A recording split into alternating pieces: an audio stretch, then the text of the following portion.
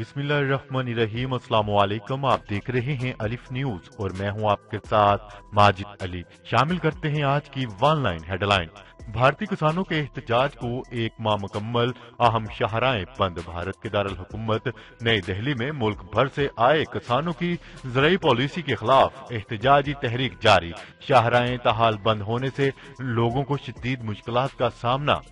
Media report के मुताबिक नई दिल्ली में ज़राई पॉलिसी के खिलाफ किसान गुज़िश्ता माह से सरापा एहतजाज है। किसानों के धरने के बायस शाहराएं ब्लॉक होने से शहरियों को शदीद मुश्किलात का सामना। हमारी अमन दोस्ती की ख्वाहिश को कमजोरी न समझा जाए। मुसल्लह अफवाज मजमूम अरादों से निपटने के लिए हर वक्त तैयार है। Naval chief admiral Amjad Khan Niazi ने कहा है कि पाक बहरिया इलाकाई और बैनुल अक़वामी पानियों में हमेशा मौजूद और तैयार है। पाकिस्तान पुरअमन मुल्क हमसायों से दोस्ताना खुशगवार ताल्लुकात चाहता है। हमारी अमन दोस्ती की ख्वाहिश को कमजोरी न समझा जाए। मुसल्लह अफवाज मजमूम अरादों से निपटने के लिए हर वक्त तैयार है। न्यूज रिपोर्ट के मुताबिक पाकिस्तान नेवल अकेडमी में 114वीं पासिंग आउट परेड का इनकाद किया गया। तर्जमान पाक बहरिया के मुताबिक naval chief Mohammad Amjad Khan Niazi passing out parade के मेहमान खसूसी थे। चीन 2028 तक दुनिया की सबसे बड़ी मैशियत बन जाएगा। कोरोना वायरस की वबा और इसके नतीजे में चीन की माशी हिकमत अमली इसे अमेरिका को पीछे छोड़कर दुनिया की सबसे बड़ी मैशियत बनने में माउन साबित होगी। ये बात एक नई रिपोर्ट में कही गई। एक बरतानवी थिंक टैंक की रिपोर्ट के मुताबिक बीजिंग 2028 तक इस वक्त दुनिया की सबसे बड़ी मैशियत अमेरिका को पीछे छोड़ देगा। इससे कबल ये अंदाजा 2033 का लगाया गया था। सऊदी वली अहद शहजादा मोहम्मद बिन सलमान ने कोरोना वैक्सीन लगवा ली। सऊदी अरब के वली अहद व नायब वज़ीर आज़म शहजादा मोहम्मद बिन सलमान ने कोरोना वैक्सीन के कौमी मंसूबे के तहत वैक्सीन लगवा ली। इन्हें वैक्सीन इंजेक्शन के जरिए लगाई गई। सऊदी मीडिया के मुताबिक वजीर सेहत ने अपने बयान में कहा है कि मैं शहरियों और रहायशियों को वैक्सीन फराहम करने के लिए इनकी ख्वाहिशात और मुस्तकिल पैरवी करने पर सऊदी वली अहद का शुक्रिया अदा करता हूँ। फ्रांस में बरतानिया से आने वाले नई किस्म के कोरोना वायरस का पहला केस सामने आ गया। वाज़ेह रहे कि सार्स कोविड वायरस 2 की जीनियाती तौर पर इस तब्दील शुदा शक्ल को साइंसदानों ने B117 का नाम दिया है। सितंबर में इंग्लैंड में सामने आने वाले इस वायरस में जीनियाती तौर पर 23 तब्दीलियां देखी गई हैं। ये 50 से 70% ज्यादा तेजी से फैल रहा है, मगर इम्कान जाहिर किया गया है कि ये महज इसलिए भी हो सकता है कि ये गुंजान आबादी में रहने वालों को लाहिक हुआ हो, जिनसे वायरस फैलना निस्बतन आसान होता है। अमरीकी रियासत डेलास में एक इंजन वाला छोटा तैयारा परवाज भरने के कुछ ही देर बाद मोबाइल टावर से टकराकर जमीन बोझ हो गया। तैयारे में जमीन पर गिरते ही आग भड़क उठी और देखते ही देखते तैयारा राख के ढेर में तब्दील हो गया। तैयारे में सवार दोनों अफराद मौका पर हलाक हो गए। अमरीकी सदर डोनाल्ड ट्रंप के कानूनी बिल पर दस्तखत से इनकार के बाद लाखों अफराद की मरात बंद। अमरीकी सदर डोनाल्ड ट्रंप की जानिब से कोरोना की वबा से मुतल्लिक अमदादी खराजाती बिल पर दस्तखत से इनकार की वजह से लाखों अमरीकी शहरियों की बेरोजगारी मरात खतरे में पड़ गई। अमरीकी कानून साजों ने वबाई सूरत हाल से निपटने के लिए $2.3 ट्रिलियन के एक इमदादी पैकेज की मंजूरी दी थी। इस बिल के तहत कोरोना वायरस रिलीफ समेत वबा की वजह से बेरोजगार होने वाले अफराद और मुतासर होने वाले कारोबारों के लिए $892 अरब रखे गए थे। अपोजिशन फौज के खिलाफ भारत की जबान इस्तेमाल कर रही है। वज़ीर आज़म इमरान खान ने कहा है कि अपोजिशन ने जिस तरह फौज पर हमला किया पहले ऐसा कभी नहीं हुआ। अपोजिशन फौज के खिलाफ भारत की जबान इस्तेमाल कर रही है, अपनी चोरी बचाने के लिए अदारों पर तनकीद का निशाना बना रहे हैं।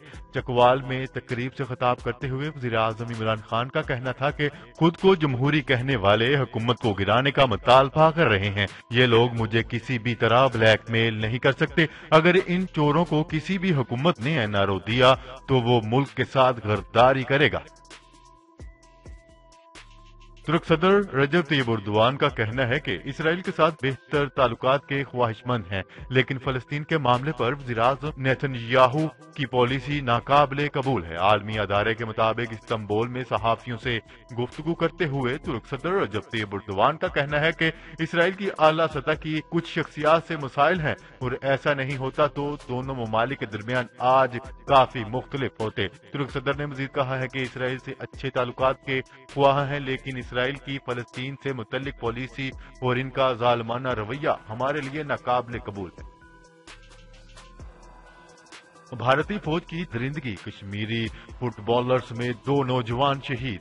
حریت رہنما یاسمین ملک کی اہلیہ مشال ملک نے مقبوضہ وادی میں بھارتی فوج کے ہاتھوں جعلی مقابلے میں کشمیری فٹ بالر عامر سراج سمیت 2 نوجوانوں کی شہادت پر عالمی برادری سے اپیل کر دی۔ تفصیلات کے مطابق مشال ملک کی جانب سے جاری بیان میں کہا گیا ہے کہ بھارتی فوج نے مشہور کشمیری فٹ بالر عامر سراج کو سوپور بارامولہ میں جعلی مقابلے میں شہید کر دیا۔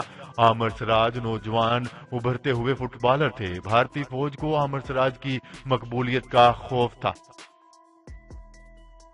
افغان مفاہمت کونسل کے سربراہ عبداللہ کا کہنا ہے کہ افغان طالبان سے مذاکرات میں جگہ کا تعین رکاوٹ نہیں بنانا چاہیے۔ ان خیالات کا اظہار افغان مفاہمتی کونسل کے سربراہ عبداللہ نے microblogging website Twitter پر کیا۔ انہوں نے کہا ہے کہ افغان طالبان اور حکومت کے مذاکرات کا دوسرا دور 5 جنوری سے شروع ہوگا۔ عبداللہ نے کہا ہے کہ امید ہے امن مذاکرات کے دوسرے دور سے مثبت نتائج سامنے آئیں گے۔ افغان طالبان سے مذاکرات میں جگہ کا تعین رکاوٹ نہیں بننا چاہیے۔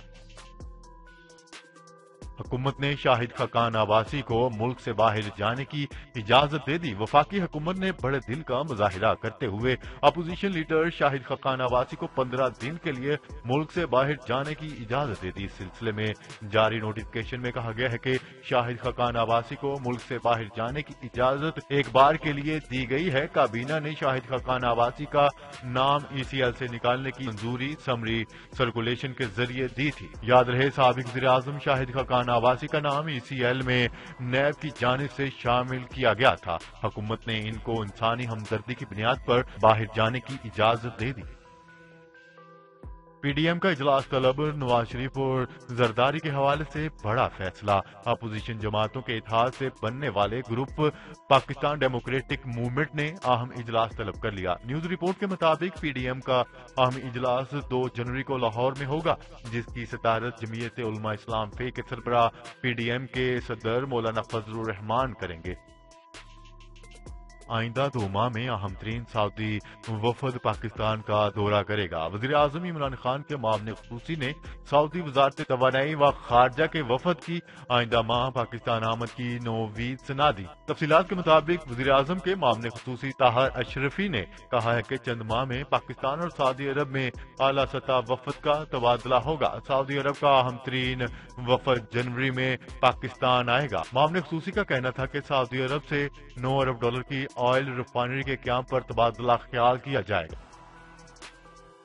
دھند کا راج برقرار، علامہ اقبال ایئرپورٹ پر پروازوں کا شیڈیول متاثر۔ دھند کے باعث علامہ اقبال ایئرپورٹ پروازوں کا شیڈیول متاثر ہو گیا۔ دبئی، استنبول اور لندن سمیت اندرون ملک پروازیں روک دی گئیں۔ تفصیلات کے مطابق پنجاب کے مختلف شہروں میں دھند کا راج برقرار۔ روزانہ کی طرح آج بھی دھند کے باعث ملکی و بین الاقوامی پروازیں متاثر ہوئی ہیں۔ ایک اور چینی کمپنی نے پاکستان میں کرونا ویکسین کے کلینکل ٹرائل کی اجازت مانگ لی۔ کین سائنو کے بعد ایک اور چینی کمپنی نے پاکستان میں کرونا ویکسین کے کلینکل ٹرائل کی اجازت مانگ لی۔ تفصیلات کے مطابق کرونا وائرس کی مہلک وبا کے خلاف جنگ میں چین پاکستان کے شانہ بشانہ شامل ہے، اور اسی سلسلے میں ایک اور چینی کمپنی نے پاکستان میں کرونا ویکسین کے کلینکل ٹرائل کی اجازت مانگ لی۔ تعلیمی ادارے مزید 2 ماہ کے لیے بند ہونے کا امکان۔ عالمی وبا کرونا وائرس کی موجودہ صورتحال کے پیش نظر chairman corona task force doctor Atta-ur-Rahman نے تجویز پیش کرتے ہوئے کہا ہے کہ تعلیمی ادارے 2 ماہ تک نہ کھولے جائیں۔ انہوں نے کہا ہے کہ کرونا وائرس ہر ہفتے اپنی شکل تبدیل کر رہا ہے، ایسے میں دفعہ 144 کا نفاذ کر کے جلد سے جلوسوں پر بھی پابندی عائد کی جانی چاہیے۔ اٹلی میں کرونا وائرس سے متاثرہ افراد کی تعداد 20 لاکھ سے تجاوز کر گئی۔ اٹلی کی ہیلتھ منسٹری کے مطابق جمعرات کو 18,040 نئے مریضوں کے سامنے آنے کے بعد اٹلی میں کورونا سے متاثرہ افراد کی تعداد 20,93,017 ہو گئی۔ پچھلے 24 گھنٹوں میں 505 افراد کورونا کی وجہ سے ہلاک ہو گئے، جن کو ملا کر اب تک کورونا وائرس سے ہلاک ہونے والوں کی تعداد 70,900 ہو چکی ہے۔ جی تو ناظرین، آج کے لیے اتنا ہی۔ مزید خبریں لے کر وہ جلد آپ کی خدمت میں حاضر ہوں گے، تب تک کے لیے اپنا خیال رکھیے گا۔ اللہ نگہبان۔ پاکستان زندہ باد، پاکستان آرمی پائندہ باد۔